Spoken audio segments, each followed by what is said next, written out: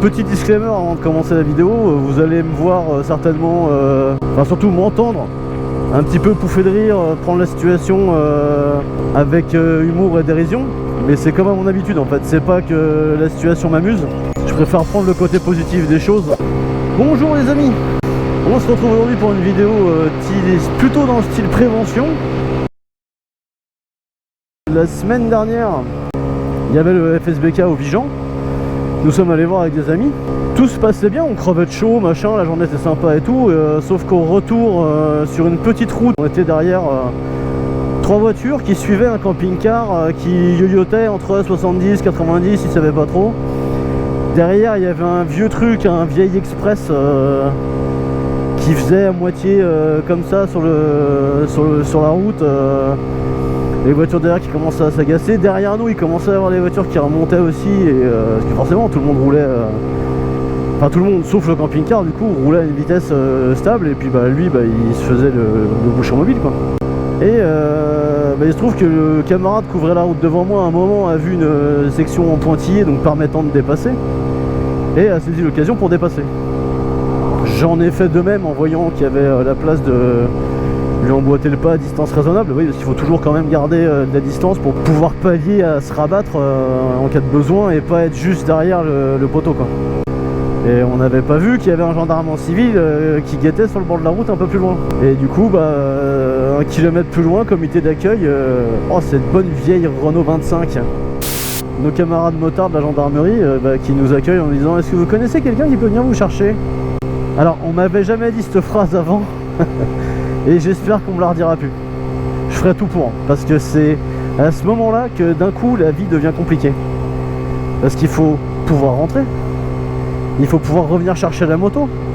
Alors sur le coup on s'est dit, zut, va falloir se débrouiller pour venir les chercher ici. Elles ont passé une semaine en fourrière.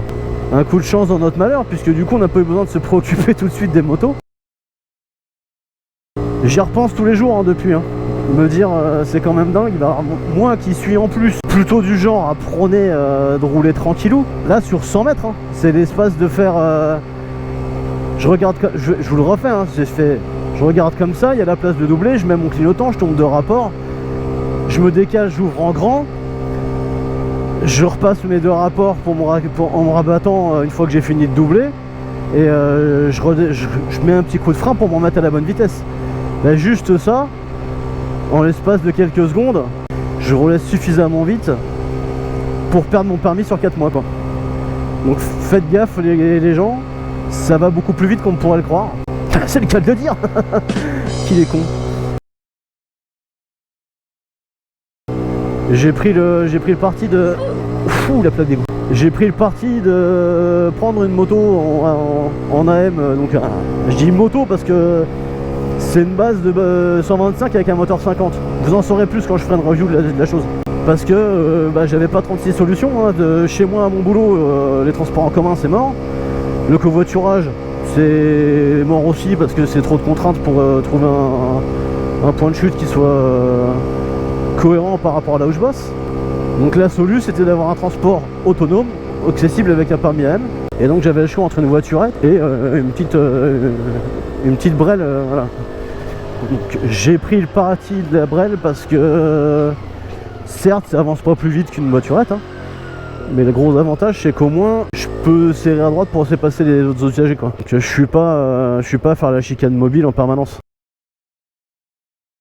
Bêtise, je l'assume, c'est pour ça que je vous en parle, c'est pour ça que je me plains pas non plus, c'est pour ça aussi que je vous ai dit qu'il j'allais quand même faire preuve d'un minimum d'humour. Parce que voilà, j'ai fait une bêtise, je l'assume pleinement. C'est pour ça que je fais une vidéo, parce que j'aurais très bien pu ne pas faire de contenu pendant 4 mois ou faire des contenus statiques en faisant genre juste non, j'ai pas le temps d'aller faire des vidéos machin. Enfin voilà, moi qui n'avais jamais eu de 50 cm3, et me voilà au guidon d'un. Et voilà, pendant 4 mois. Donc dans une super période, je vais prendre la flotte, je vais prendre le froid, je vais prendre... Mais c'est une façon de faire pénitence, je me dis voilà. Quelque part, ça aurait pu être pire, il aurait pu se passer un drame. Parce qu'effectivement, c'était pas un excès de vitesse comme si on avait fait la course sur 10 km avec mon pote. On a juste tous les deux décidé de doubler en mettant du rythme pour pas rester à côté des voitures et les mettre trop longtemps les doubler, mais il aurait pu se passer tellement de choses, une bestiole qui traverse, un automobiliste, je sais pas pourquoi, qui décide de faire un écart, un mec qui arrive encore plus vite que nous en sens inverse. Parce qu'apparemment sur cette route là ils ont déjà chopé des voitures à 200, hein, ce que me disait le gendarme qui nous a ramené au PMO. Donc vous voyez, c'est aussi pour ça que j'ai essayé de faire une vidéo et de vous en parler. C'est non seulement par transparence mais aussi pour faire une petite louche sur la prévention. Continuez à ride safe, faites attention à vous, et surtout si vous croisez des gendarmes à moto, faites-leur bien un grand V, parce que moi je l'ai toujours fait. Très souvent, dans l'énorme majorité des cas, ils me le rendent. Et quand on discute avec eux, même quand on est un délinquant de la route, ils sont super aimables, super gentils, super humains.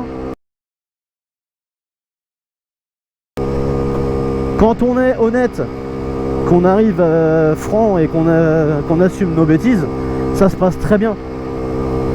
Donc, enfin ça se passe très bien.